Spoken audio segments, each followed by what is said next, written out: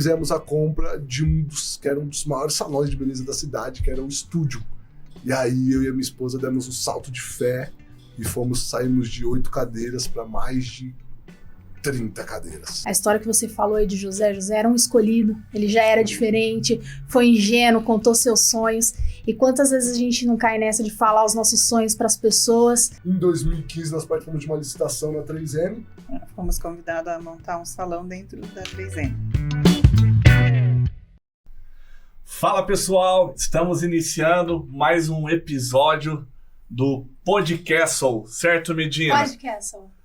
E hoje com 2 convidados que são muito especiais, são nossos amigos, parceiros, pessoas que nós admiramos muito, que nós estaremos compartilhando as histórias aqui. Um é palestrante, mentor, escritor, e a sua parceira é empreendedora, proprietária do estúdio Lu Miller, aqui de Campinas. Sejam muito bem-vindos, Fernando Praques e Lu Miller. Certo, Medina? Certo. Uma grande honra estar aqui com vocês, um grande prazer. Vocês são casais que nós admiramos demais. Estamos muito, muito felizes de estar aqui compartilhando esse momento com vocês. Tamo junto. Obrigada pelo convite e é um prazer estar aqui com vocês nessa tarde. Prazer é todo nosso, né, Medina? Com certeza. Eu gosto de uma frase bem interessante, que eu até acho que você vai gostar bastante, Fernando. É o seguinte, já tô... Martin Luther King diz o seguinte, que o que assusta não é o grito dos maus, mas o silêncio dos bons. Então a gente quer trazer gente boa aqui com história real do empreendedorismo para vocês, fatos reais da realidade que a gente vive, empreendendo junto com o nosso marido, né não, Lu? Sim. É um desafio muito grande. Cada dia. E hoje a gente quer apresentar a história desse casal sensacional, Estúdio Miller, no Podcastle. Só queria fazer uma pergunta. Vocês falaram que o desafio é empreender ou empreender com o marido? Os dois. Os dois. Fica essa dúvida, mas tá tudo bem. São duas formas de empreendedorismo, de fazer gestão de pessoas. É acordar com o sócio, né? Todo acordar dia. com o sócio. Exatamente. Já vamos começar então já nessas perguntas. Bora. E aí, conta a história aí do estúdio Lu Miller, que eu já estive lá e é top referência aqui na nossa cidade, na nossa região, com excelentes profissionais. Quando eu fui lá, o Fernandão me ofereceu um drink lá da casa, top demais. Eu falei, esses caras são diferenciados. Verdade. E aí, conta um pouquinho da história pra gente ir começando aí o bate-papo que vai embora, vai longe hoje. Vai. Começou com a Lu, por favor, amor. Bom, minha paixão por salão começou quando eu eu fazia vendas de produtos para cabelo, para salão de beleza, produtos profissionalizantes, como progressiva, coloração, e eu visitava mais de 30 salões semanais e várias cidades, Campinas e região. E eu comecei, primeiramente eu vendia roupa, aí fui vender roupa dentro de começar do começo, né? A roupa dentro de um salão. Lá eu fui convidada para ser vendedora desses produtos e daí quando eu comecei a visitar muitos salões, eu comecei a me apaixonar. Assim, que nem... Primeiro eu me apaixonei por salão, depois pelo Fer. O segundo amor. Porque foi depois que eu ouvi, né? E aí eu comecei a ver cada detalhe, em cada salão que eu entrava, eu via um detalhe e eu pensava, nossa, se eu montasse um salão, eu ia pegar o detalhe desse, daquele e juntar tudo em um só. Acabou acontecendo. Eu visitei um salão que já estava à venda e eu achei que era impossível, mas o mesmo Deus que eu sirvo, né, que é o seu, nosso, eu fiz uma oração, falei, Deus, me arruma um salão, eu quero ter um salão. No que eu estava pensando, essa pessoa queria vender, eu falei, imagina, eu não tenho esse dinheiro. Na hora que ele falou do dinheiro, eu falei, eu não tenho esse dinheiro. Mas eu fui para a luta, né, joelho no chão, pedi uma orientação. Falei, ai, Senhor, o que eu faço? Aí veio, assim, um estalo que eu descobri que ele precisava pagar uma escada, que ele estava fazendo um outro salão, e essa escada era um valor, assim, astronômico. E eu estava juntando dinheiro há algum tempo para fazer alguma coisa, eu queria empreender. a veia, né, de empreendedora desde criança, porque minha mãe sempre foi empreendedora. Eu sempre cresci vendo ela montar restaurante, montando loja, e sempre montava, desmontava, enfim. Aí eu aprendi que nada é impossível. E nesse meio tempo, eu pensei no valor que eu tinha, falei, vou trabalhar em cima desse valor. E fui conversar com ele, pedi para um vendedor meu perguntar, pesquisar, se ele negociaria. Ele deu uma abertura. Nessa abertura eu falei, então não fala quem é, fala que você tem uma cliente que tem X valor. Ele traz ela aqui. Aí foi o que eu queria, né? A hora que eu sentei na frente dele, consegui negociar e comprei meu primeiro salão num endereço nobre aqui de Campinas, que é Coronel Quirino. Falei, tá, e agora? Comprei o salão. Fiquei assim, pensando o que eu vou fazer. Mas como eu era já técnica de produtos, já mexia com cabelo, já fazia escova, já sabia tudo sobre a estrutura de fio, sabia mais ou menos como funcionava tudo. Eu falei, vou enfiar a cara e vou ser uma cabeleireira, eu que vou tocar meu negócio. E esqueci que eu precisava de uma equipe. Foi onde começou o meu desafio. Sofri bastante para montar minha equipe. Foi assim, o maior desafio da minha vida, que acho que é para todo empreendedor, como lidar com as pessoas. Aí eu conheci o anjo da guarda da minha vida. Eu estava já há uns 2 anos com o salão, e eu fui maquiar numa festa, e lá estava, né, um príncipe encantado. Senhor Fernando Prates. E aí, assim, a gente começou a se entender, namorar, e ele começou a me ajudar no salão. Ele foi picado por esse bichinho do... Gente, eu juro que era só uma forcinha. Era só instalar o sistema. Ele foi picado pelo bichinho da beleza, porque assim, a gente fala que quem mexe uma vez, quem trabalha uma vez no mundo da beleza não consegue sair, porque é encantador. Das coisas mais bonitas de trabalhar no salão, mais gostosa, assim, que não tem rotina, gente. Todo dia é um desafio, né, meu amor? Total. Conta como foi sua experiência com... Quando eu vim para Campinas, era de São Paulo, eu empreendi em academia de São Paulo, então, ou seja, não tinha nada a ver. Então era aquela época das academias de ferreiro, a época que ser fitness era ser bombado.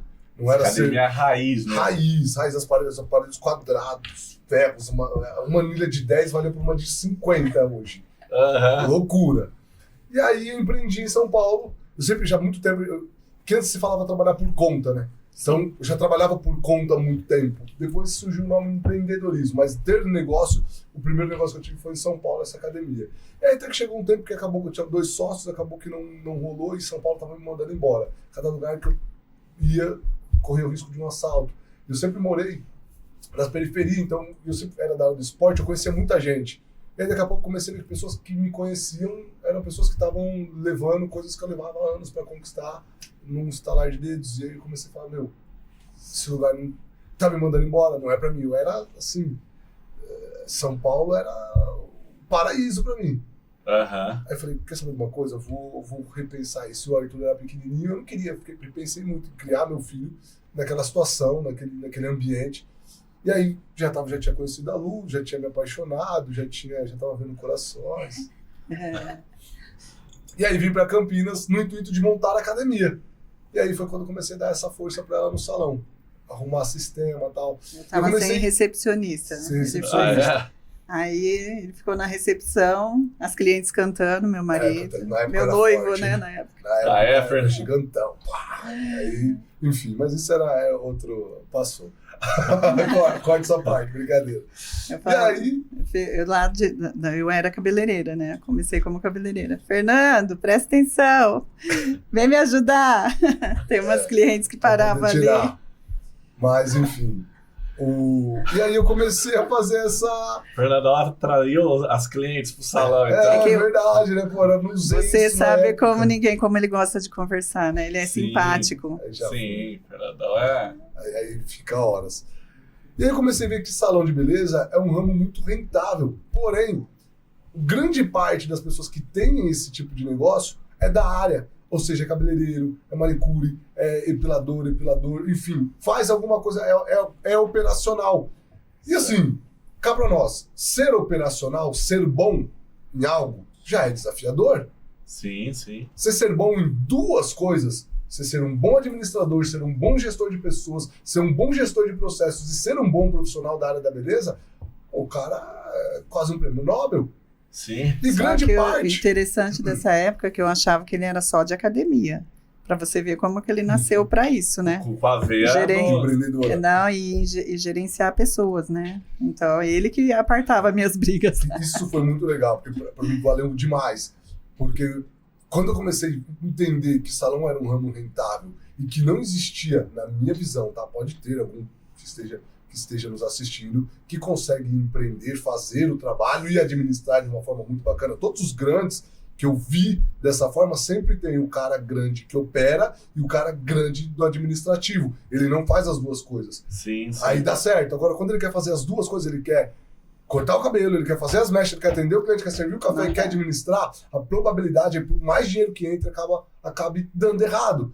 Na minha experiência, nos que eu vi. Sim, E aí eu falei, concordo. meu, tem ouro nessa praia aqui. E a Eu falei, gente tem é mal ouro. visto, né? Nós, cabeleireiros, nosso ramo, entra-se muito dinheiro, mas tem muitos gastos. Então, eles falam que a gente é más administradores, mas por isso, porque a gente não tem tempo. E aí, a gente precisa de uma cabeça pensante. Tal.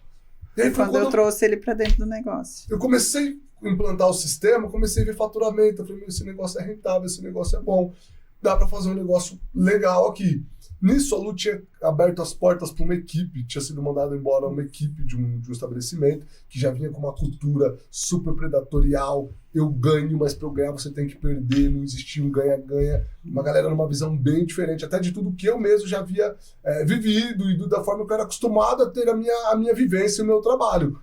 E aí, quando essa galera chegou, começou o desafio, porque aí a Lu trabalhando, tinha que fazer esse gerenciamento, imagina, eram duas culturas. A Lu também sempre foi uma empreendedora muito de braço aberto, de mão sempre estendida para poder ajudar, para poder levar. E daqui a pouco entrou um time totalmente diferente.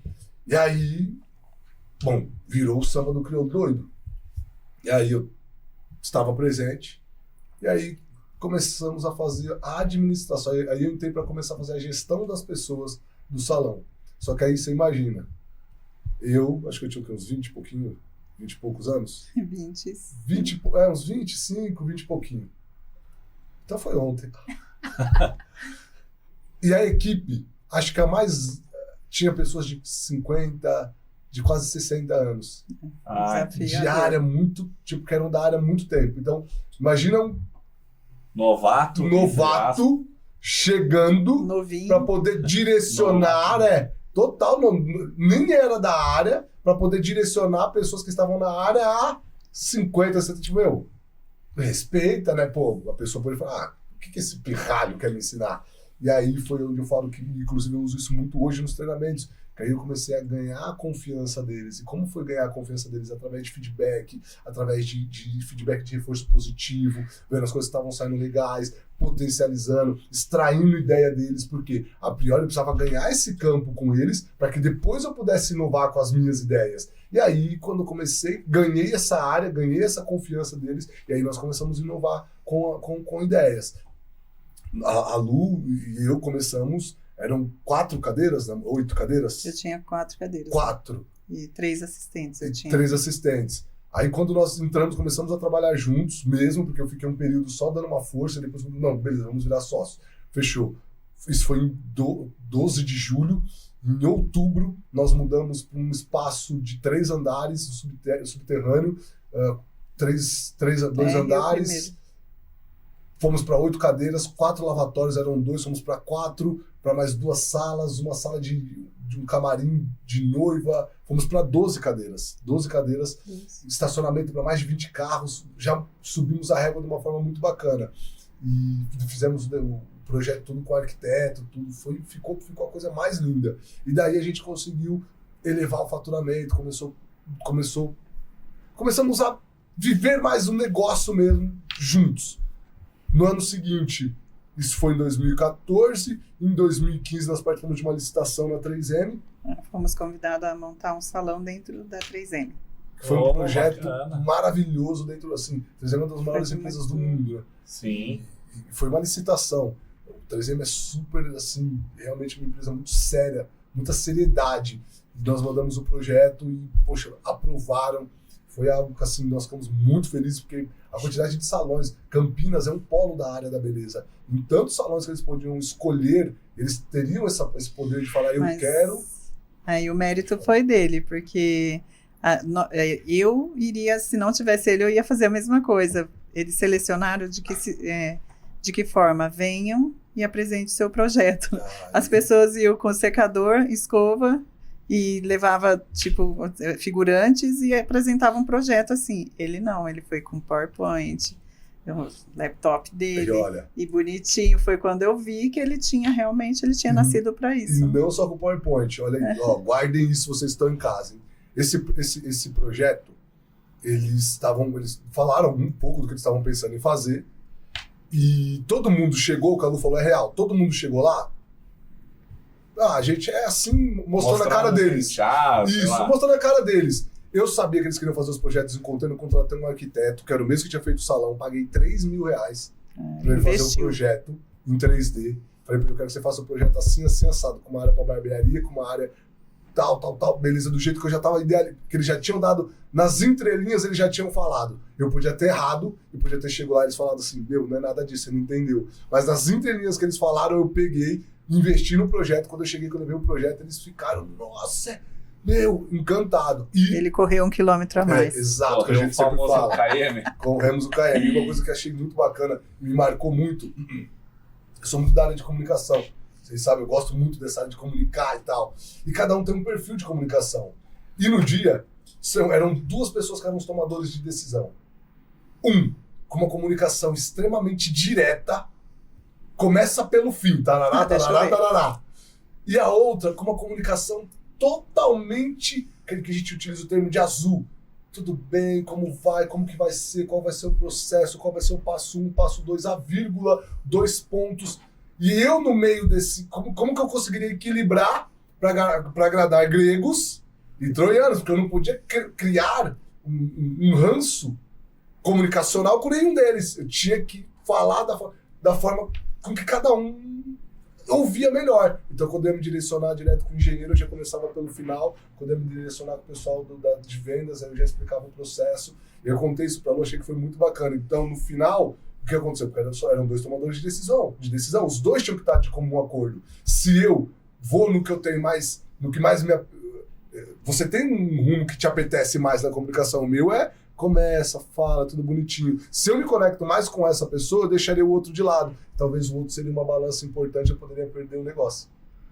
É verdade. Exatamente. Então, acho que você conhecer de comunicação é de extremíssima importância. Para quê? Para que quando a oportunidade chegar, você saiba dançar conforme a música. Isso em 2016, abrimos o salão. Em 2017, a 3M fez algo que eles nunca fizeram, porque sempre eles pegam uma empresa, por exemplo, uma da xícara, uma da mesa. Nunca a mesma empresa.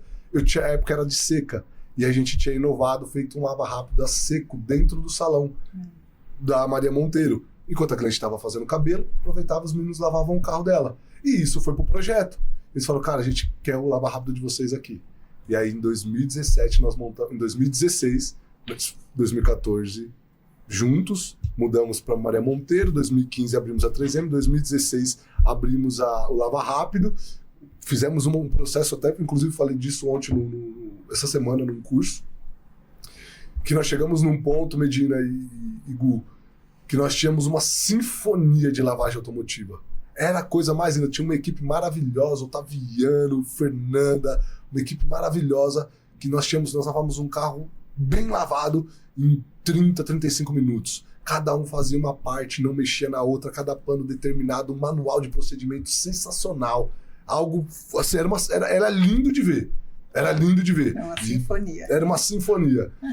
E aí em 2017, nós fizemos a compra que era um dos maiores salões de beleza da cidade, que era o Estúdio.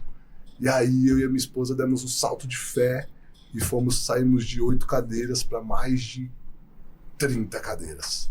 E aí foi bacana que assim, que eu falo muito do poder do movimento. Um exemplo, vamos colocar que o estúdio faturasse R$3.000 numa terça-feira.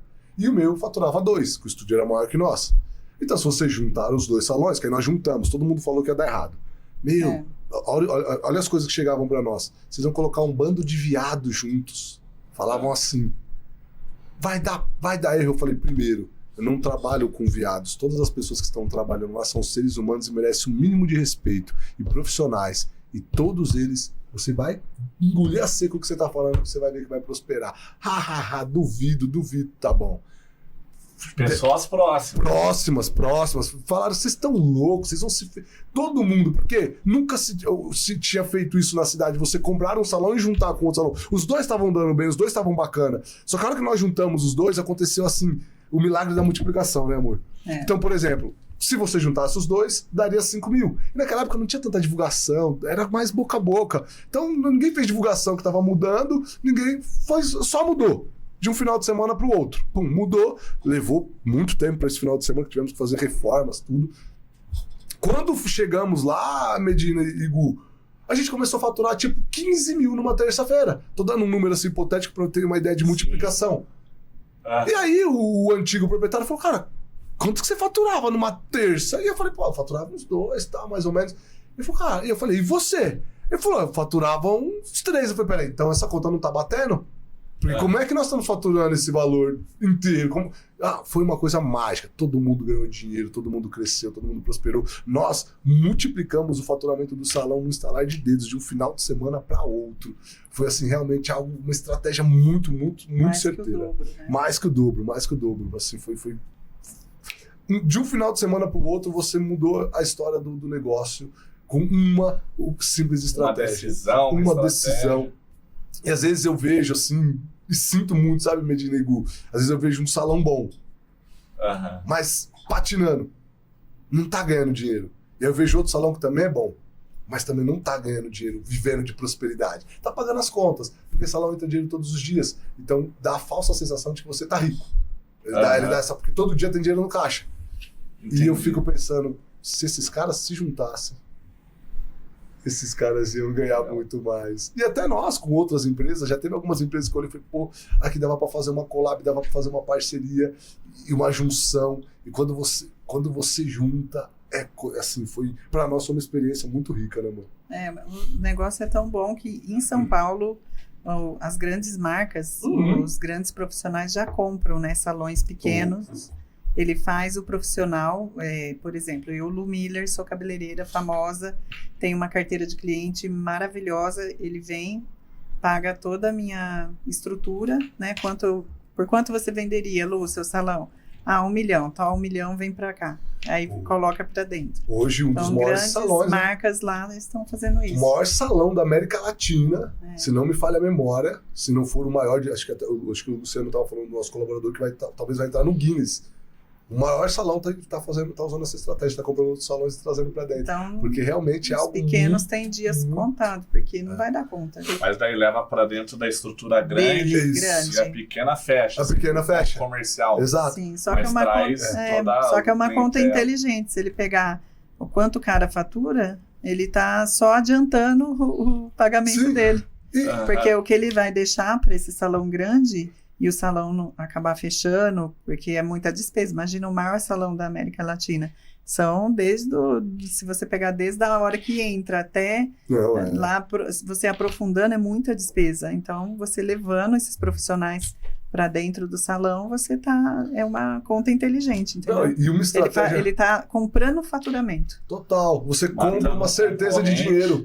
E unindo força. Unindo força. Para pensar, quando você, por exemplo, vamos colocar que você já tem uma estrutura, certo? Você já tem um negócio, tá se pagando, tá tudo certo. E beleza, vamos lá que você tá tendo de rentabilidade lá, uma margem de 30%, que, pô, bacana, de lucro. Aí você traz um faturamento de 100 mil. E que você divida 100 mil. 50-50. Vamos colocar que você aumente teu custo ali vamos colocar 10 mil. Ainda te sobra praticamente 40. Sim. Então é uma estratégia muito rápida. É bom empreender. É muito bacana. E quanto mais... E assim, o poder da união, sabe, Gu? Eu pude ver de perto que realmente quando você... Da multiplicação, né? Quando você une... Tudo que você une, multiplica. Tudo aquilo que você divide, subtrai. Que sensacional. Na verdade, assim, ouvindo vocês aqui, até pegando esse gancho, nesses minutos aqui de bate-papo que a gente teve, E esse é o objetivo desse podcast, trazer pessoas que influenciam, que inspiram outras pessoas a performarem, a acreditarem nos seus sonhos. Então, ó, só nesse depoimento que vocês dois deram agora, vocês falaram. A Lu começou falando de fé, né, de aproveitar as oportunidades. Os dois, desde o início, a visão empreendedora, serem motivados, inspirados a empreender. Falaram de gestão de pessoas, falaram de cultura de empresa, como lidar, trazer a equipe para o seu lado para você implantar, muitas vezes chegar já dando uma voadora, um bom sentido ali, a galera vai te sabotar, vai virar as costas para você. Falou, pô, de pegar de repente aí um concorrente, se tornar um aliado e parceiro, ganha-ganha, não para eu ganhar o outro tem que perder. Sim. Aproveitar as oportunidades, igual aí essa questão quando comprou o salão, viu lá a questão da escada e tudo mais, aproveitar a oportunidade da 3M, agregar valor, vender mais de um produto para o mesmo cliente, que é o estacionamento, a lavagem e tudo mais. Os caras falam, é outro nível aqui, Medina. Sensacional, sensacional. Que resumão, e nem eu tinha pensado dessa forma, que incrível. Caraca. Realmente a apresentação foi sensacional. E a gente vê vários pontos, né? Eles vão falando e a gente vai identificando um pouco do que foi a nossa trajetória também, desses desafios de parceria, de você caminhar com os grandes, ter essa visão de futuro mais atraente para você, mas não olhar só o seu, trazer pessoas. Então, assim, é muito legal tá aqui olhando o brilho nos olhos de vocês contando essa história. A gente realmente sente essa emoção e faz a gente recordar muito do que a gente viveu também, né, Gu? Assim, no empreendedorismo. Sim, essa questão aí do operacional, por exemplo, nós que somos do segmento de escola de inglês, que uma realidade que eu já vi muito acontecer. O professor de inglês, ele é top, de fato dá uma aula sensacional, segura o aluno, mas quando ele entra para se tornar um professor particular, quando ele, quer empreender e ele começa a dar aula, atender ele mesmo os alunos, muitas vezes ele consegue lotar a agenda dele ali, de aula particular e tudo mais. Mas essa questão de ficar amarrado no operacional, muitas vezes eu fiquei amarrado no operacional na área comercial. E quando você está ali 10, 12 horas naquela função, você até, de fato, entrega excelência, constrói resultado, mas eu, muitas vezes, me via refém desse lado. Sou vendedor, estou vendendo muito curso, estou fechando muitas parcerias, mas não estou investindo em conhecimento para eu me tornar um empreendedor, para eu expandir, para eu crescer, até aumentava o número de vendas ali, de matrícula. Eu vejo muitas vezes eu vejo essa história de professor. Ele até consegue dar aula particular e atender várias pessoas, mas ele é um ser humano que chega uma hora que aquilo ali limita, né? Minha irmã é nutricionista e fala muitas vezes a mesma coisa. Ela todo dia tem paciente, atende vários pacientes, tudo mais. Mas limita, porque está contratando a mão de obra dela ali. E quando você, para se tornar um empreendedor, um gestor de pessoas, essa visão, de fato, é algo que eu relutava muito no meu início ali no empreendedorismo, que é você sair daquilo que você fez durante uma boa parte da sua vida, que você se sentiu uma autoridade pelo resultado ali que você construiu. No meu caso, vendendo curso, a Lu atendendo cliente, Medina vendendo curso, Fernando ali no mundo da academia. Mas você sair para começar a expandir, é você sair daquilo que te dá segurança, ter a fé para apostar no invisível, que está na sua mente, as ideias e tal, mas você tem... E aí, fala aí, Fernando. Cara, isso que você falou é muito interessante, porque assim, pouco empresário fala disso, tá? Mas isso dá um luto do caramba. Dá um luto do caramba. Você fica mal, você acha que você não tá fazendo nada, você acha que você não tá sendo mais útil para a empresa. É sair de um cargo para ir para um outro completamente diferente. E normalmente, pelo menos grande parte dos empreendedores, tiveram que construir o seu negócio. O que é construir? Tiveram que bater a massa, tiveram que colocar o tijolo, tiveram que ir para a área comercial, tiveram que dar aula, tiveram que passar por todas as áreas. E quando ele passa por todas as áreas, tudo que nós tendemos a fazer por um período, nós tendemos a ficar habituados a fazer. Depois você tem que sair, quebrar esse estado de hábito, soltar para delegar para outras pessoas, para você poder fazer uma gestão. Porque você imagina, a mente, o braço, a mente, a força de braço que construiu, por exemplo, tudo que vocês construíram e vem construindo, é uma mente diferenciada. Sim. Então ela precisa, sim, sair do operacional e subir um degrau. Estar um nível acima para que ela possa ter uma visão de um 360, uma visão ali panorâmica e fazer muito mais coisas atualmente do que ela fazia antes. Só que sair do operacional e subir, a gente ainda pô, ninguém faz como eu. Cara, e é um luto, e de verdade, né? Nem às vezes a gente, acho que inconscientemente até torce pro outro não fazer certo, pra você voltar lá e fazer. Eu vou lá e salve, a gente vira o salvador da pátria, vira o bombeirão, apaga incêndio, deixa comigo, e aí tudo que acontece, você fica fazendo. Eu acho que assim, às vezes eu vejo até o pessoal às vezes falando no discurso, você que faz isso, cara, tem um tempo. Se isso já tá incomodando, calma, que você já tá passando pelo luto. Passou por esse processo, só não volta, não cai na tentação de voltar. Tem que continuar até caminhando. Estourar. Exato, porque aí uma hora vai ver que o negócio tá rodando, que as pessoas estão fazendo tão bem, ou às vezes até melhor do que você fazia, porque é o seguinte, você vai ensinar a forma que você fazia, a pessoa vai colocar a forma dela, que é a peculiaridade dela. O que aquilo vai acontecer? Vai ficar melhor do que normalmente ficaria né, só com as suas habilidades. A tendência é que melhore.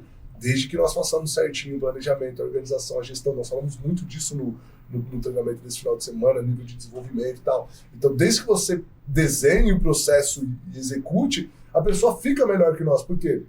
Tem tudo que nós sabemos, mas a peculiaridade dela é mais com mais. Bom, somou.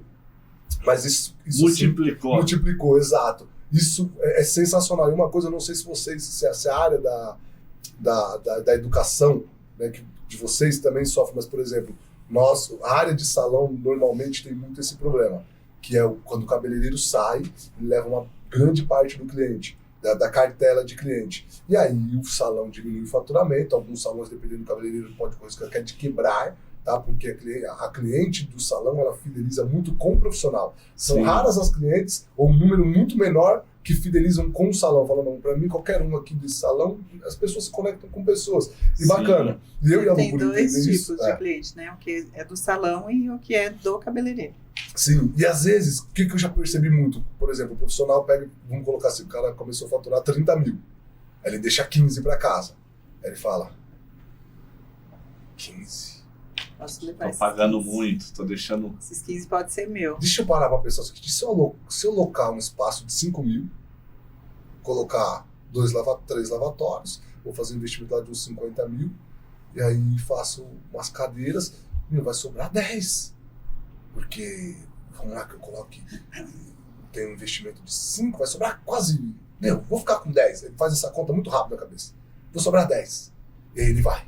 Só que quando ele monta o negócio, não é só aluguel, água, luz, tem uma série de custos diretos, indiretos, diversos que ele não calcula. Gestão do negócio, a gestão como do negócio. 360 e aí o cara que ganhava 15 mil passa a ganhar quase 3 mil. Por quê? Porque todo o restante dos 12 é tomado, não só dos 12, os 12 mais os 15 que ele deixava para o salão. Porque aí, a hora que ele veio, ele precisa ter. As clientes dele acostumaram com uma manobrista, as clientes dele acostumaram com alguém levando café. Ele precisa de uma recepcionista. Quem vai limpar o salão? Só nessa brincadeira que ele colocou, a hora que ele coloca imposto, GPS, INSS, acabou, foi embora. E aí, olha como a separação, como a divisão, todo mundo é só subtrai. E aí o cara vai, fica trabalhando no espaço por um período, perde metade da carteira. Por quê? Porque as clientes começam a ver que o nível caiu, não é mais o mesmo ritmo, não é mais o mesmo nível, eu chego aqui, não tenho mais tudo que eu tinha, não tenho todo mundo para me paparicar e achar que a cliente não quer isso,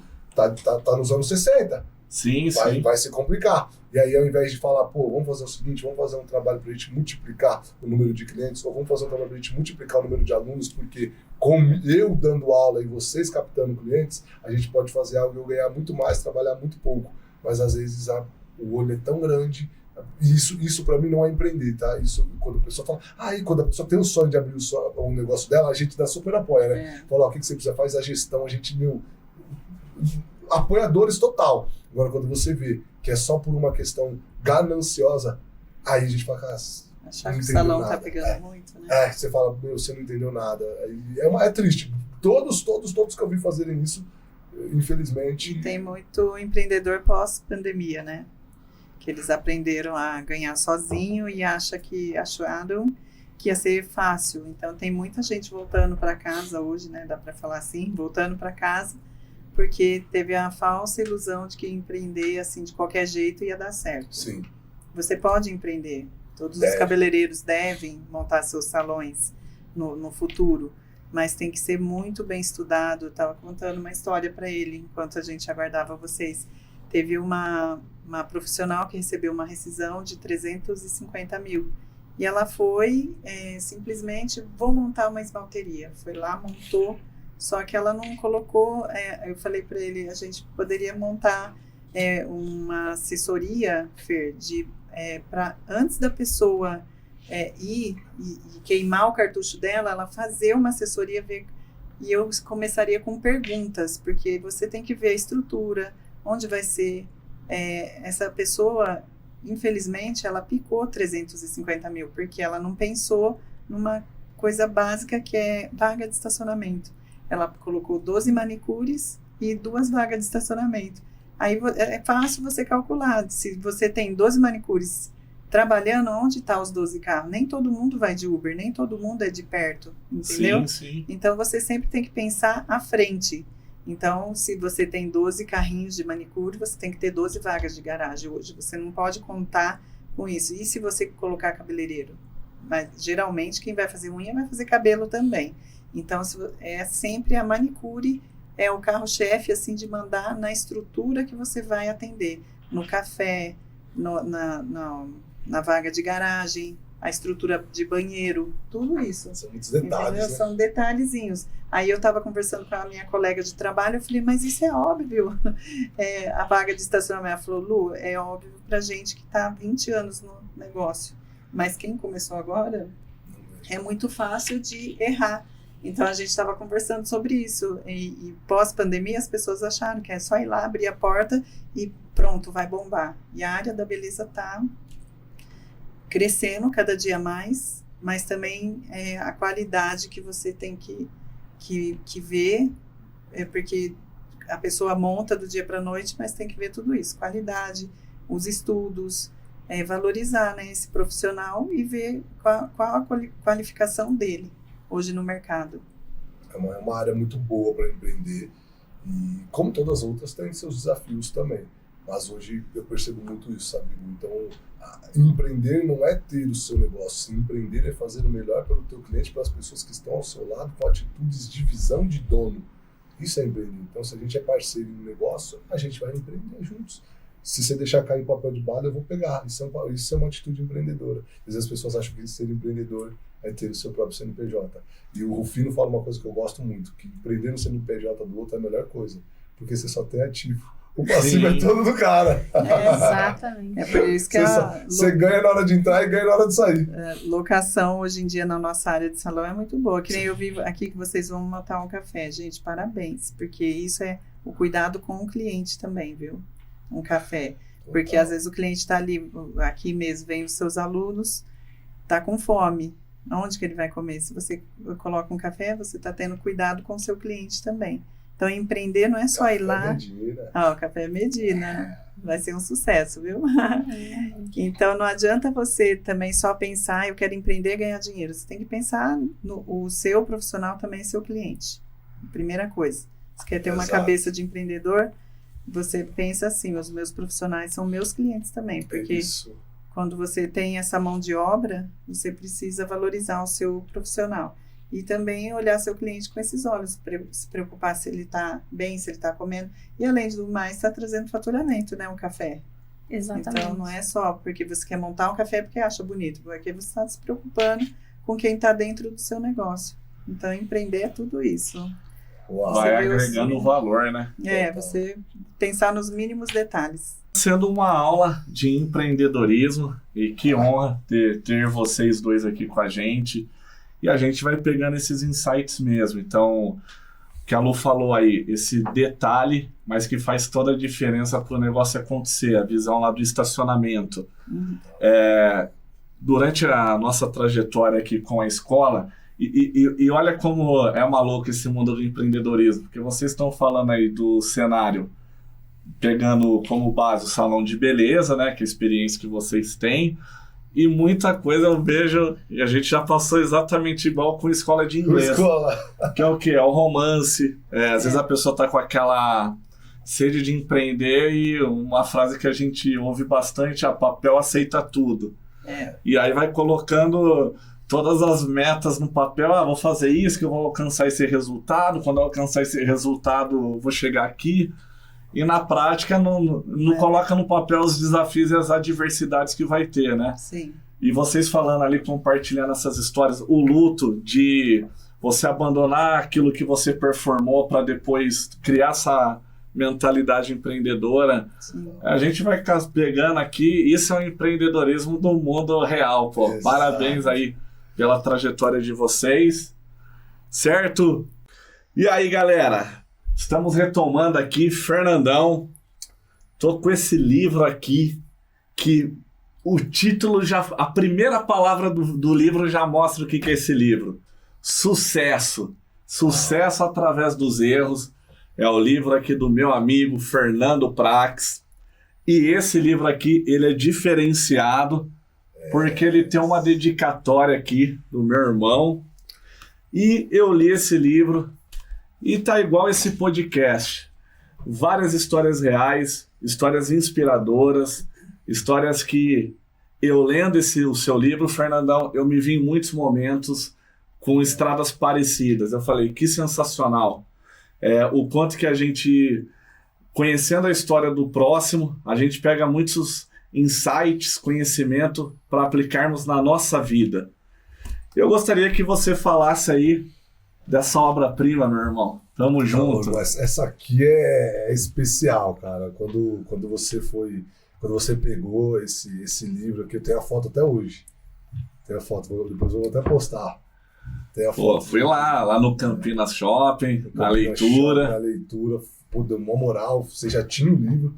Já tinha o livro, que na verdade foi antes. Foi antes. Lá no Imersão. Na virada. Em outubro, eu tenho a foto e tal, você tava com cabelão, a gente aqui e tal. E esse é um livro muito especial. E Gu, eu sempre tive muita vontade de escrever um livro, cara. Sempre tive muita vontade, mas eu não sabia o que eu podia compartilhar com as pessoas, porque normalmente livro de história, bibliografia, eu não sou o Ayrton Senna, não sou... O que vou falar, né? Não faz sentido. Falei, cara, eu queria algo que pudesse ajudar as pessoas. Até que teve um dia que eu estava... Na época da pandemia, a gente tinha voltado, e eu lembro que eu estava muito mal psicologicamente. E aí eu lembro que a última cliente saiu assim do salão, a rua estava deserta, meio escura e tal, e aí eu apertei o botão da garagem, você sabe quando o barulho ecoa, tava tudo tão parado que o barulho era ensurdecedor.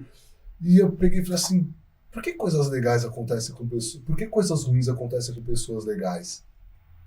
Bum! Me veio isso na cabeça.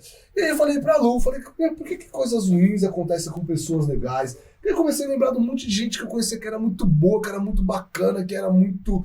Sabe, você não via nada que desabonasse e passando por provas que não combinavam. Eu sempre, até hoje, acredito muito na lei da semeadura. Só que eu só acreditava que existia a lei da semeadura. Então, se eu estava passando por uma situação desafiadora, é porque eu havia plantado algo e eu estava colhendo aquilo.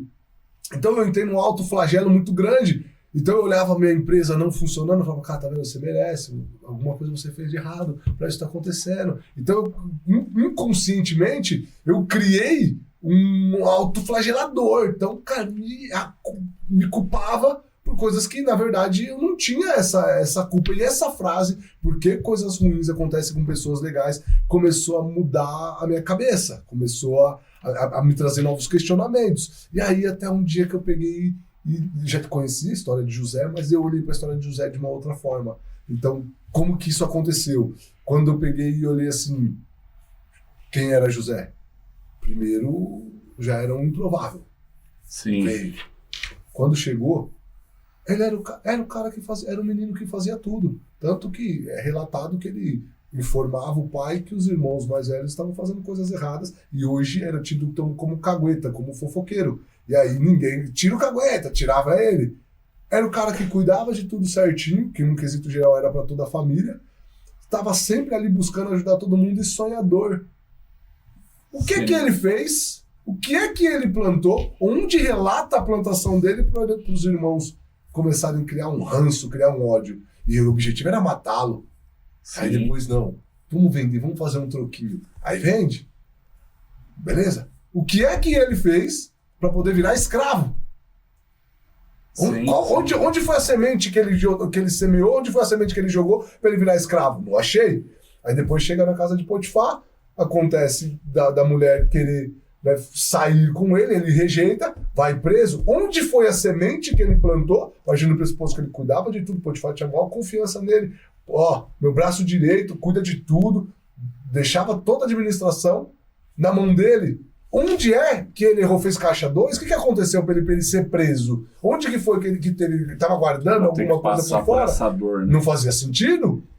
Entendi. Aí depois de preso, começa a cuidar de toda a parte dos prisioneiros, até a ponto, né, relatado que o carcereiro não fazia mais nada, ou seja, ele estava ajudando, estava servindo todo lugar que ele estava, mesmo não merecendo, que não merecia. O que ele... de semeadura, qual que era a parte? Eu queria entender o que ele tinha feito para merecer aquilo. Mas aí depois eu entendi que aquilo tinha sido uma preparação. E aí eu entendi que só não existe a lei da semeadura, existe uma lei de preparação. Que tem coisas que acontecem nas nossas vidas que não é porque nós plantamos, que nós estamos colhendo aquilo, mas aquilo nós estamos sempre preparados.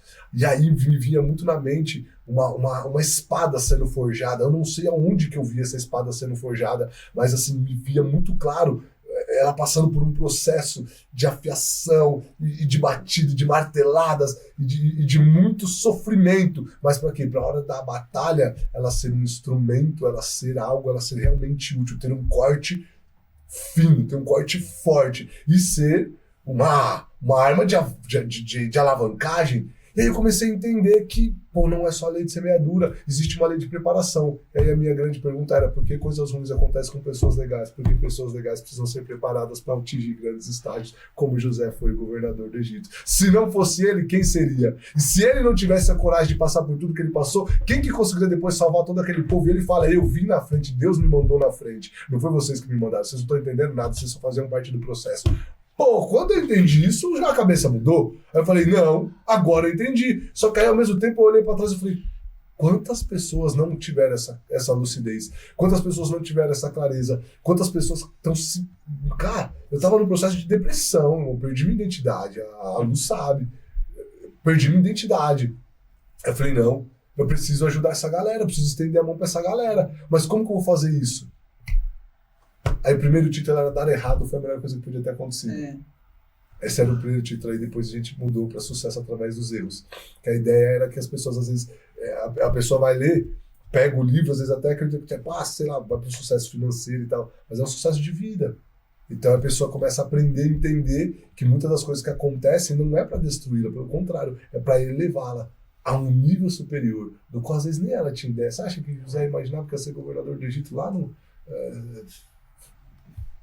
Sim. Escondido. E o interessante é que eu sempre falei que tinha problema com pessoas, que eu não sabia geri-las. E o Fer, ele estava passando por esse processo de depressão, por ele defender as pessoas e ter tido muita ingratidão de uma equipe inteira, de chegar a 52 pessoas virar as costas para ele. E ele teve essa excelente ideia de pôr isso para fora, de maneira escrita. Então, ele frequentava lá, ia fazer as terapias, ia tentar se ajudar dessa maneira, e eu falei, quem sabe, né, nesse livro você... E foi a virada de chave, porque, graças a Deus, ele virou um grande palestrante. Hoje ele ajuda as pessoas geralmente, quando chega com esse tipo de problema para ele, poxa, geralmente é a não aceitação, as pessoas...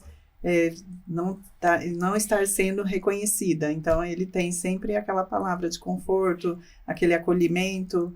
Então, assim, o livro foi sensacional para, acima de tudo, curar a si próprio, entendeu? Total, foi. E eu desenhei o livro muito voltado para o outro, Tanto que até quando o Gustavo leu e eu perguntei pra ele, qual foi a parte que você mais gostou? E você me falou, e eu até estranhei, falei, cara, eu acho engraçado, e não foi só você, teve outras pessoas que me deram esse feedback também. E como é louco, né? A última coisa que eu imaginei que a galera ia curtir demais no livro era isso, porque assim, o livro é um livro de muita sabedoria. Não minha, porque tem coisa que tá aqui que depois eu fui ler e falei, nossa, onde que eu escrevi isso? Aham. Tá? Então não é me vangloriando, mas tem muito estoicismo, tem muito ensinamento bíblico, tem muita coisa assim, velada, que você precisa dar uma cavucadinha para poder pegar melhor ali o que realmente está querendo dizer, a essência da frase, do contexto, muita coisa profunda. Então ele foi escrito realmente com muita visão, com muito porquê, o porquê disso por uma fase. E aí, por mais louco que seja, minha mãe mesmo falou, cara, eu falei, e aí, qual parte você mais gostou? Ela, essa parte. Eu falei, você tá de brincadeira, né? Eu tenho coisas assim, profundíssimas, da mais refinada filosofia. Na verdade, foi sobre ele mesmo.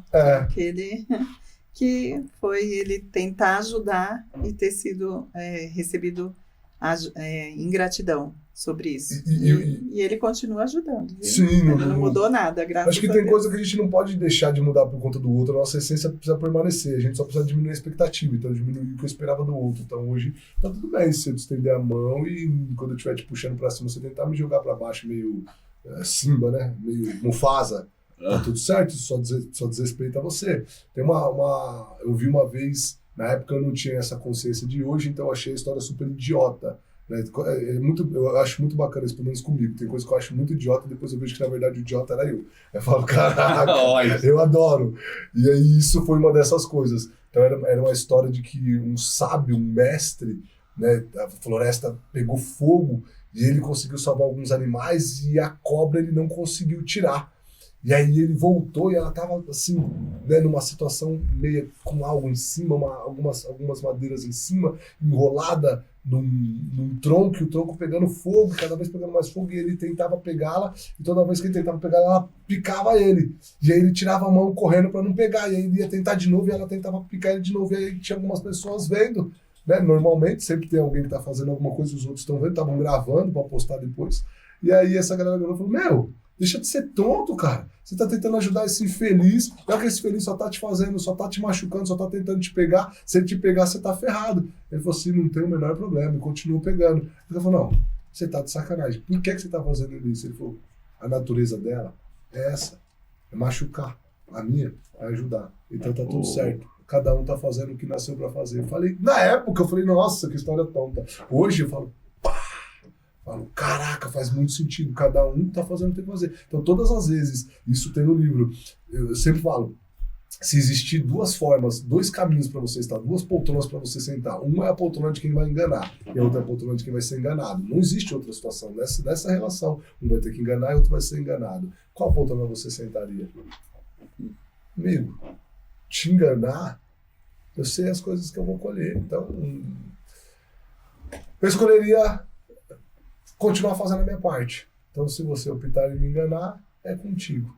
Então, isso muda tudo. Então, você para de sentir as picadinhas das cobrinhas, sabe? As picadinhas bobinhas. Porque você fala, eu tô fazendo a minha parte, é por mim, não é mais por você. Minha parte é te tirar do fogo. Se você tentar me machucar e acabar até me machucando, tá tudo bem, essa é a tua natureza. Não muda nada. Não mudo por conta de você. Continuo fazendo a minha parte. É isso. Pô, mudou tudo, né? Sensacional, sensacional. É bonito ver o seguinte, né? Porque no mundo do empreendedorismo, normalmente a gente vê o homem ali se destacando, a mulher se destacando, e a gente sempre tem essa curiosidade de saber o que tem por trás, a família. E é muito bonito, Lu, ver a maneira como você admira o Praxis, Fernando Praxis. Sensacional, acho que esse é o valor, sabe?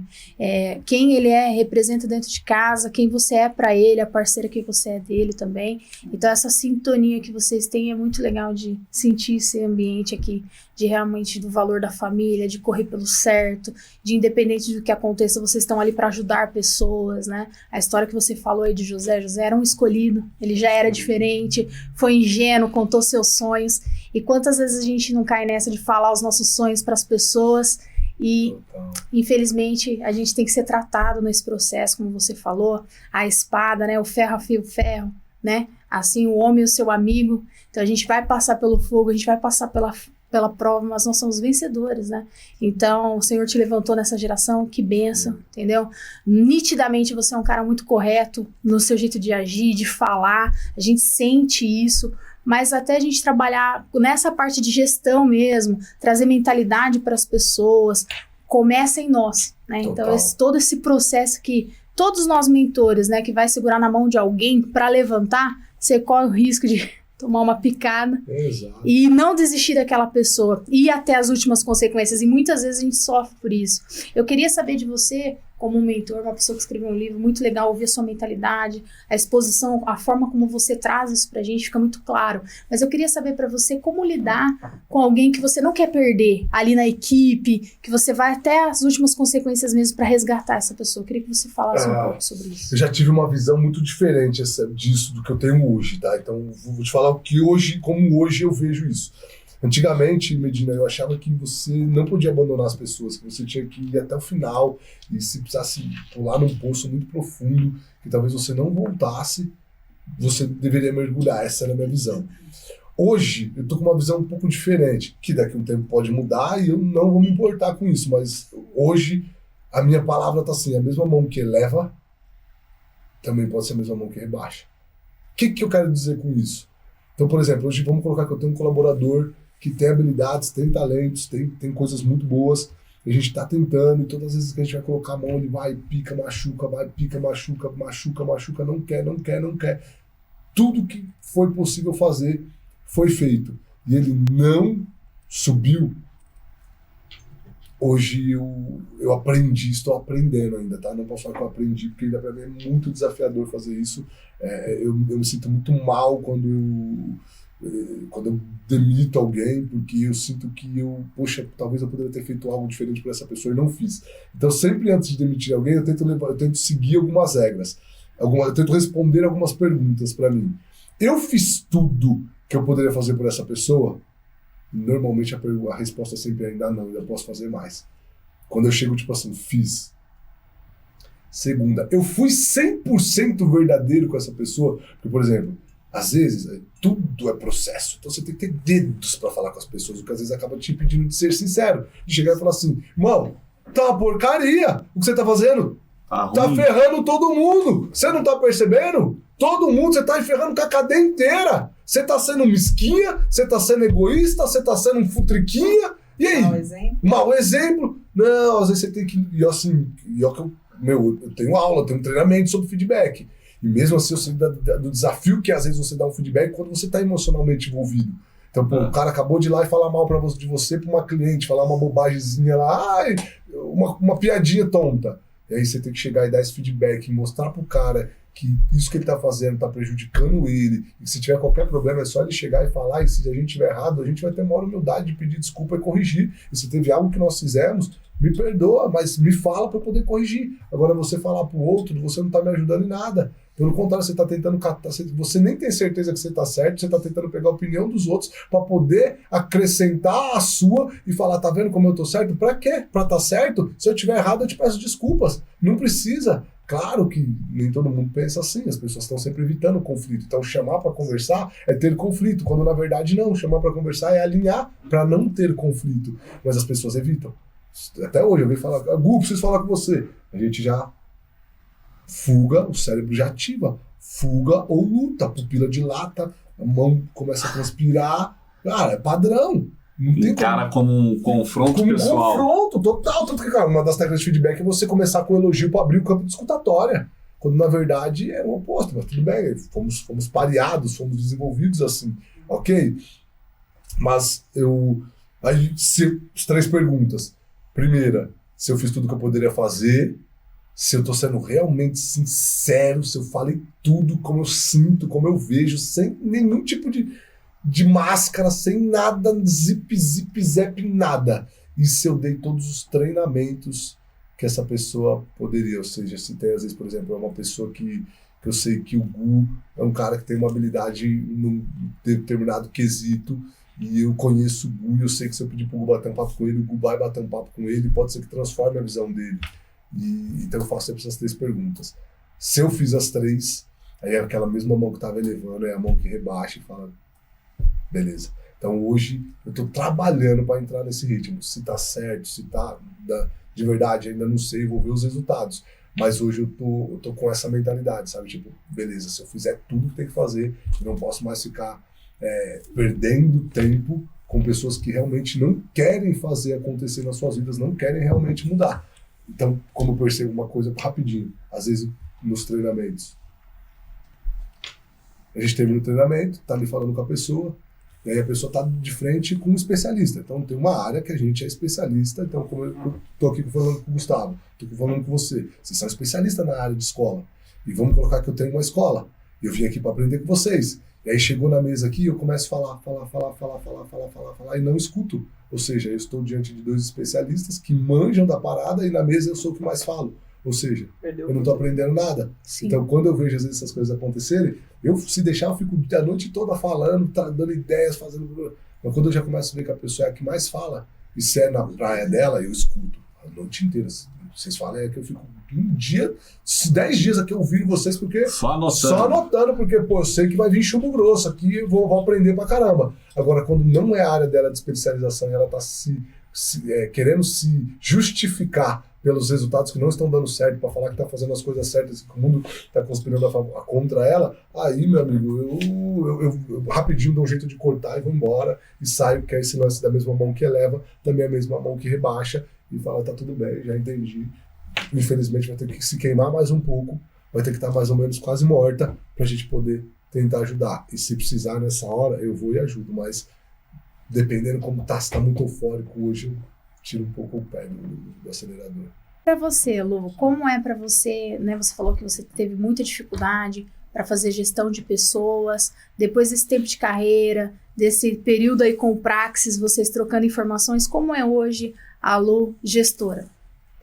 Eu aprendi 2 coisas. Eu falei para o Fer esses dias, foi um insight nessas palestras que eu andei assistindo, e uma vez eu tive essa virada de chave. Eu aprendi 2 coisas.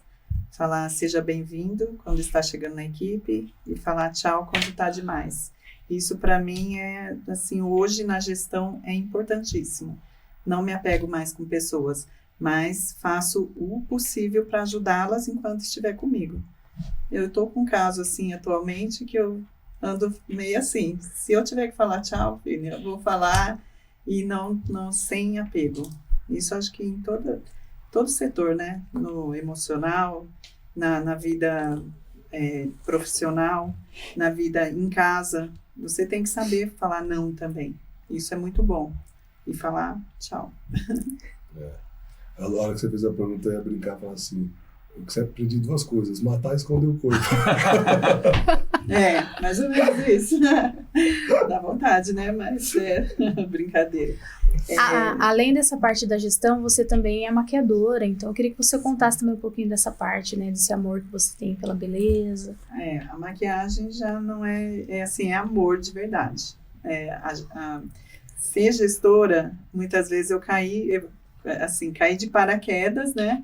Mas porque eu via que eu podia fazer algo mais, que eu podia montar um negócio diferenciado, mas a maquiagem foi sempre, desde criança, eu sempre gostei e tinha parado por questões de espaço. Quando nós integramos no outro salão, fizemos a junção, não poderia ser mexido nos maquiadores que tinham no ambiente, então eu não poderia estar atuando. E quando veio a pandemia, eu tinha trabalhos para entregar e não tinha profissional. O que eu tive que fazer? Pegar minhas coisas e começar de novo. Então eu me aperfeiçoei. Hoje eu sou especialista em pele blindada e meu atendimento é com noivas, especializado para noivas. E é assim, um ramo que eu deixaria hoje só para transbordar na vida das pessoas, para eu estar dando curso, para eu estar ajudando as pessoas, uma mentoria, mas é por amor que eu tenho a maquiagem, sou maquiadora no meu negócio. Uau, sensacional. Inclusive, eu tive um período da minha carreira, né, que eu fui maquiadora também, inclusive aprendi muito. E fiquei muito feliz de conhecer vocês lá no Imersão, né, que a gente esteve. Sensacional. E é legal essa parte da maquiagem, né? Porque ali, enquanto você está atendendo o seu cliente, cada pessoa é uma nova história, né? Sim. E eu acho que vocês vivem... Aqui, né, na escola a gente tem muito isso com os alunos também. Cada um traz a sua vivência. A gente tem muito isso de acolher os alunos. Eu acho que com vocês, com seus clientes, não é diferente. E meio que você se torna ali um ouvinte também do seu cliente, né? Você Então, tem tem alguma mais situação assim que você lembra alguma história de alguma situação com o cliente que te marcou, que você fala, nossa, compartilha com a gente aí. As noivas, né? Eu tive uma noiva que ela falou que não ia casar, porque ela estava muito nervosa. Essa que foi a mais marcante para mim, porque eu fiquei desesperada. Fiquei pensando no noivo. Terminei a maquiagem, ela estava brigando com ele pelo celular, ela falou assim, eu não vou casar. Não vou mais. Aí eu falei, não, como assim? Aí eu falei, você tá brincando. E quando eu fico nervosa, dá crise de riso, né, amor? Quando ele me pediu em casamento, deu uma crise de riso em mim, dentro do shopping. E esse dia deu uma crise de riso. Eu, como assim? Você não vai casar? Comecei a rir. E ela falou, tô falando sério, eu não vou. Pode cancelar tudo, pode falar. E não vou, pode falar lá fora que eu não vou. Eu falei assim, não, calma. Fechei, tranquei a porta da minha sala. Falei, vamos conversar, o que aconteceu? Não, porque eu comprei a área externa e eles estão me enfiando lá dentro e o meu marido, ela já estava morando junto. Por causa da pandemia, eles anteciparam, né, o relacionamento de morar junto. Aí ela, e ele é um bocó, eu sei como que ele não quer resolver, então eu não vou, ele vai ficar lá sozinho. Aí eu peguei, acalmei ela e percebi, né, você tem que ser muito rápida, assim, eu percebi que ela era um pouco mimada. Aí eu falei assim, já sei, vou ligar pro pai dela, né? Liguei pro pai dela, olha, sua filha tá falando que não vai casar. Não, pelo amor de Deus. Eu falei, então você vem aqui e faça alguma coisa, porque eu percebi que o pai ficava passando tudo pra ela. Então, filha, ele, ao invés de falar, ele tá... Eu falei, então você vem aqui resolver, porque eu terminei a maquiagem, eu preciso trocá-la, já tá dando horário, ela atrasou 1h30 por causa disso. E daí eu preciso resolver. Aí ele foi, conversou com ela, saiu, ela já estava limpando, aí pode retocar a minha maquiagem que eu vou. Ela era impulsiva. Aí eu peguei e retoquei a maquiagem, troquei ela. Ela desceu a escada, nem deu tempo de fazer o que a gente faz, o finalmente lá, de colocar a musiquinha e tal. E quando menos eu espero, como ela teve esse atraso, o motorista dela também não achou que ela não ia mais, não foi buscar. A hora que eu saí para resolver, eu voltei, cadê ela? Ela pegou o Uber e foi, porque ela estava desesperada, porque já tinha caído no ouvido dele, que ela não ia mais. Nossa.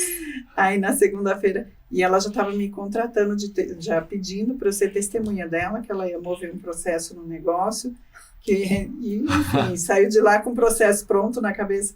Fiquei esperando ela na segunda para saber. Aí graças a Deus, ela falou que chegou lá, se desculpou com ele, os dois choraram e casaram.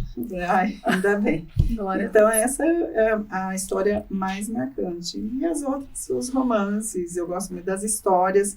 Eu sempre pergunto para a noiva, como que você conheceu ele? Como foi? Porque várias pessoas que chegam lá querem saber a nossa história, né? Então eu fico muito feliz quando a pessoa se interessa pela nossa história. E daí eu penso nisso, que a noiva gosta de estar contando, e realmente é assim, transformador o ambiente, parece que vem assim um céu ali, né, e anjos, porque o sorriso, transborda aquele amor, né, que ela sente pelo noivo.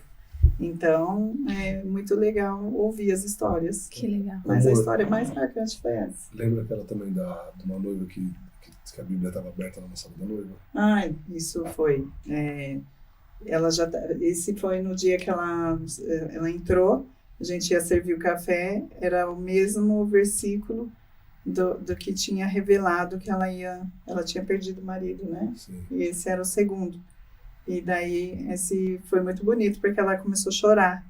Aí ela falou, foi esse versículo que o meu pastor revelou diante do meu atual marido, que eu conheci dentro da igreja. Perguntou se a gente sabia, vocês sabiam disso? Não tem a menor possibilidade, nosso contato é você. Aí é Deus, estava né? aberta certinha. Presença de Deus. No versículo dela foi assim, foi sobrenatural.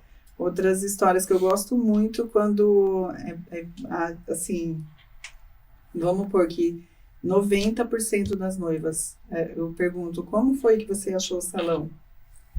Eu já tinha ido em vários salões e eu já estava desesperada que eu não estava me conectando, mas aí eu falei, Deus, mostra o salão certo.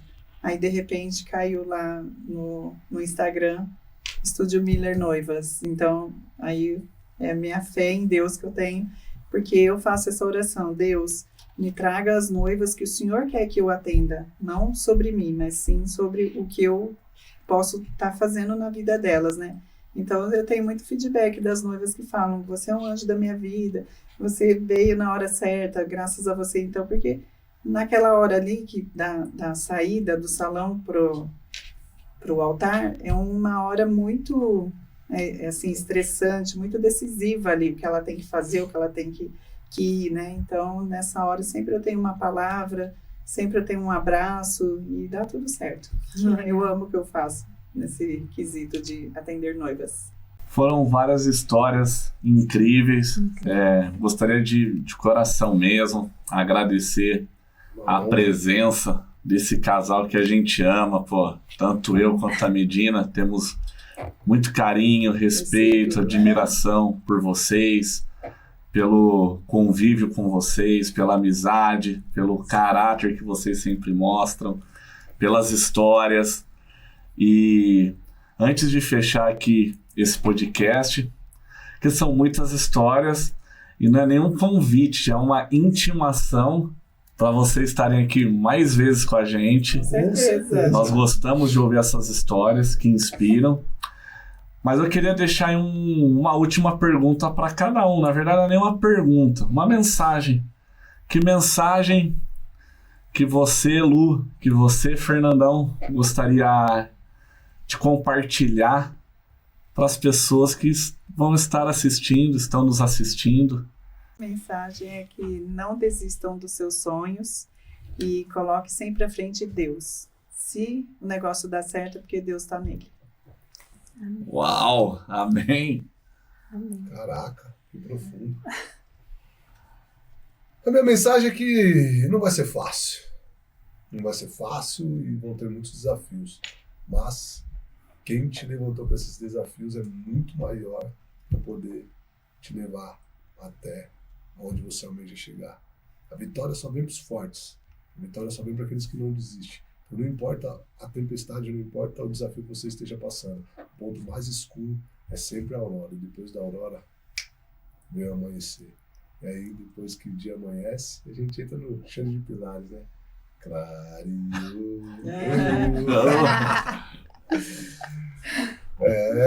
Show de Não bola. podemos esperar pouco de um Deus tão grande, né? Que a gente Isso é serve. bonito. Verdade. Quero Sim. agradecer imensamente a Medina, ao Gustavo. Vocês são um casal também que nos inspira, um casal super empreendedor, um casal que a gente vê muito Deus na Sou vida fã, de hein? vocês. Sou assim, me sinto lisonjeado de poder chamar vocês de meus amigos, de ter vocês no meu ciclo social. Muito, muito obrigado por esse projeto e pelo impacto que vocês têm na vida de tantas pessoas. Eu sou fã de vocês e que Deus continue abençoando vocês grandemente cada dia mais. Amém. Amém. Amém! Tamo Gente, eu- junto. eu- Agradecer também e falar que eu sou muito fã do casal. Ô, Lu, valeu, É pô. recíproco, vocês sabem. É que assim, gente, pela telinha, não dá pra vocês sentirem a emoção que tá aqui. Exato. Mas é forte, é forte. Só quem passa aí pelo processo realmente sabe como que essa carreira, essa construção, não só no profissional, mas familiar, a base, a mentalidade, se reconstruir, aprender com os erros. Então, gente, que papo bacana. E é isso que a gente quer levar para vocês: conhecimento, pessoas com autoridade, pessoas que sabem do que estão falando, com carreira, com conhecimento. Então a gente só tem que agradecer. Foi enriquecedor ter vocês aqui hoje. Uma Muito honra. obrigada. Uma honra Uma honra, estar muito aqui com obrigada. vocês. Esse é o primeiro de muitos. Primeiro de muitos. Valeu, Fernandão. Tamo junto, meu irmão. junto. Gratidão, Tamo junto. gratidão. Aqui, ó. Fechou, fechou. Valeu mesmo, pô, de coração. Tamo junto. E é isso aí, galera. Até o próximo episódio do Podcast.